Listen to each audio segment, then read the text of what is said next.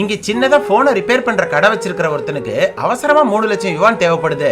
ஏன்னா அவனோட தங்கச்சிக்கு உடம்பு சரியில்லாம இருக்கும். சோ இன்னும் 1 வருஷத்துல ஆபரேஷன் பண்ணலைன்னா அவளை காப்பாற்ற முடியாதுன்னு சொல்லிடுறாங்க. அதுக்காக தான் பணம் சம்பாதிக்க ராத்திரியும் பகலுமா வேலை செய்யறான். ஆனா இவன் சம்பாதிக்கிறத வச்சு குடும்பத்தை ஓட்டுறதே கஷ்டமா இருக்கு. அப்படி இருக்க அவ்வளவு பெரிய அமௌண்ட்டுக்கு என்ன பண்றதுன்னு யோசிக்கிறான். அப்பதான் இவனுக்கு ஒரு பெரிய ஆர்டர் கைக்கு வருது. அதுல ஃபாரின்ல இருந்து இம்போர்ட் பண்ண லட்சக்கணக்கான ரிப்பேர் ஆன போன் செம சீப்பான ரேட்டுக்கு கிடைக்குது.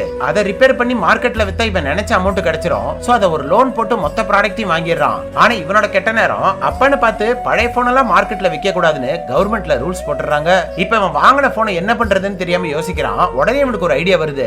அது என்னன்னா இந்த போன்ல ஒர்க்கிங் கண்டிஷன்ல இருக்கிற பார்ட்ஸை அந்த கம்பெனிக்கே திரும்ப வித்தா அதுல இவன் போட்ட காசை விட 2 மடங்கு எடுத்துடலாம். அதுக்காக அந்த கம்பெனியோட சேர்மனை மீட் பண்றான். ஆனா அவருக்கு வேற ஒரு மீட்டிங்க்கு அவசரமா வெளியூர் போறதுனால ட்ரெயினுக்கு டைம் ஆயிடுச்சு. சோ அடுத்த மாசம் திரும்பி வரும்போது பாத்துக்கலாம்னு சொல்லிட்டு போயிடுறாரு. இவனுக்கு இந்த சான்ஸை விட்டா 1 மாசம் வெயிட் பண்ணணும். அதுக்காக அடிச்சு புடிச்சு இவனும் அவர் போற அதே ட்ரெயின்ல டிக்கெட் எடுத்து அவரை ட்ரெயின்ல போய் மீட் பண்றான். இவன் இந்த வயசுல இவ்வளவு டெடிகேட்டடா ஒரு விஷயத்தை பண்றதுக்காகவே அவர் அந்த டீலுக்கு ஒத்துக்கிறாரு.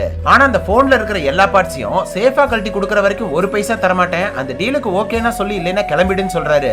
இவனுக்கு வேற வழி இல்லாம ஓகே சொல்லிடுறான். ஆனா லட்சக்கணக்கில் இருக்கிற போனை 4 மாசத்துல டிஸ்மேண்டில் பண்ணி பார்ட்ஸை கழட்டுறது இவன் ஒருத்தனால சத்தியமா சாத்தியம் கிடையாது. அதுக்காக கம்மி சம்பளத்துல வேலைக்கு வரவங்களா கொஞ்சம் பேரை சேர்த்துக்கிட்டு அந்த வேலையை ஆரம்பிக்கிறான். அவங்களுக்கு சம்பளம் கொடுக்கறதுக்காக பார்ட் டைமா பில்டிங்கை கிளீன் பண்ற வேலைக்கு சேர்ந்து நைட்டும் பகலுமா உழைச்சிட்டு இருக்கான். அப்படி சம்பாதிக்கிற காசை அவங்களுக்கு சம்பளமா கொடுத்துட்டு இவன் தங்கிட்டு இருக்கிற வீட்டுக்கு வாடகை கொடுக்காதனால ஓனர் வீட்டை விட்டு வெளியில துரத்திடுறாரு. கடைசியில தங்க வீடு கூட இல்லாம இவனோட தங்கச்சியை வச்சுக்கிட்டு இவனோட கம்பெனிக்குள்ளே ஒரு ஓரமா தங்கிடுறான். அதே டைம்ல இவனுக்கு ஏகப்பட்ட பிரச்சனை தொடர்ந்து வருது. ஆனாலும் அவனோட தன்னம்பிக்கையை விடாம அந்த டீலை முடிக்கிறதுலே குறியா இருக்கான். தன்னம்பிக்கையே இல்லைனாலும் இவன் அதை செஞ்சுதான் ஆகணும். ஏன்னா இதை தவிர அவனுக்கு வேற ஆப்ஷனே கிடையாது. இவன் இந்த அளவுக்கு கஷ்டப்படுறத பார்த்து இவங்கிட்ட வேலை பார்க்கறவங்களே அடுத்த மாசம் சம்பளம் வேணான்னு சொல்லிட்டு அவங்களும் ஹார்ட் ஒர்க் பண்றாங்க. கிளைமேக்ஸ்ல அவர் கொடுத்த டைமுக்கு முன்னாடி அந்த வேலையை முடிச்சு பார்ட்ஸை வித்து 8 லட்சம் யுவான் சம்பாதிக்கிறான். இவன் இந்த வயசுல இவ்வளவு டெடிகேட்டடா டைமுக்கு டீலை முடிச்சு கொடுத்ததுனால 5 மில்லியன் யுவானுக்கு அடுத்த பிசினஸ் தராரு. அது மூலமா அவனோட தங்கச்சிக்கு ஆபரேஷனையும் முடிச்சு எம்ப்ளாயிஸையும் நல்லபடியா பாத்துக்கிறான்.